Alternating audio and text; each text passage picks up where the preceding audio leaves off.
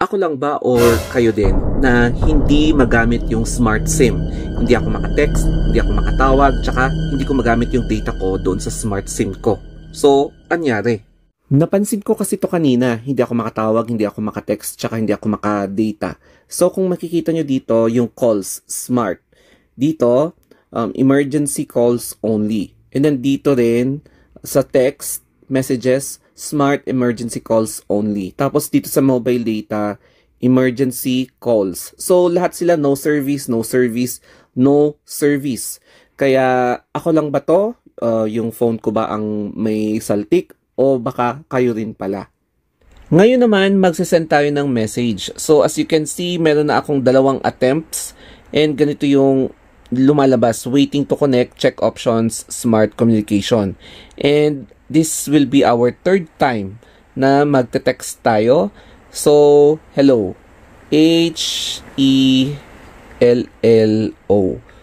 So, magsisend na tayo. And then, ganyan pa rin siya. So, this is already my 3rd attempt, pero ganyan pa rin yung lumalabas. Kaya, ibig sabihin, down yung system ng smart. Kaninang umaga pa to na napansin ko. So, hindi ko alam. Ako lang ba to or kayo din ganito yung na-experience nyo. And then, ito na nga ang lumabas. Message not sent. So, may lumabas na message. Sabi niya, message not sent. Check your conversation with, yan, kinover ko yung number, for sending options. Ibig sabihin, wala talaga. Wala talagang network ang smart. Ngayon naman, itry natin tong mobile data smart. Pero yun nga lang, no service. So, kung titignan natin kasi dito, as in, ganyan siya. So, di ko alam kung, kung makakapag-surf tayo. So, try pa rin natin. At ayun na nga, ang ganito yung lumalabas kapag yung SIM ng smart ang ginagamit ko for mobile data. No internet. So, yan yung mga troubleshoot na sinasuggest niya. Tapos, kung ano-ano pa. And dito sa taas, no internet connection. Pero, may signal naman yung smart. Kaya, wala talaga. Kahit na i-refresh natin, no internet pa rin. So, wala. Ang next naman na ginawa ko is nagtanong na ako sa mga kasama ko via Messenger. So, ito yung reply nila.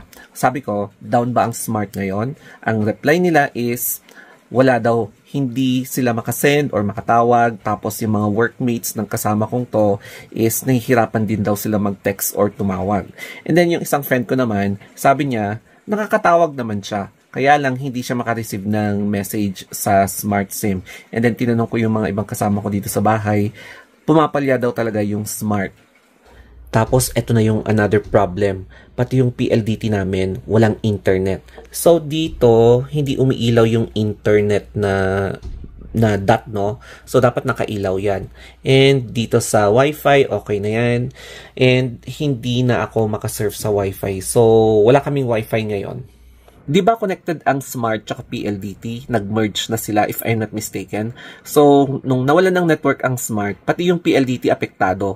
So, tumawag ako sa hotline ng PLDT. Ayan yon yung hotline nila. Kasi, nung sinubukan ko yung 171 tsaka 172, ayaw talaga. And, kung gamit ko yung smart SIM, no network. So, yung dito SIM ang ginamit ko. So, nakagawa naman ako ng ticket. And, ang sabi nila, wait for 24 to 72 hours. So, like 1 to 2 or 1 to 3 days. Kaya, siguro, magtitiis kaming mag-data for 1 to 3 days. Kaya, I hope na ma-resolve ito since papalayo na yung bagyo. And sana, makonect na naman kami ulit. So, anyway, keep safe and siguro mag-vlog ulit ako bukas. Thank you guys. Have a nice day. Mwah.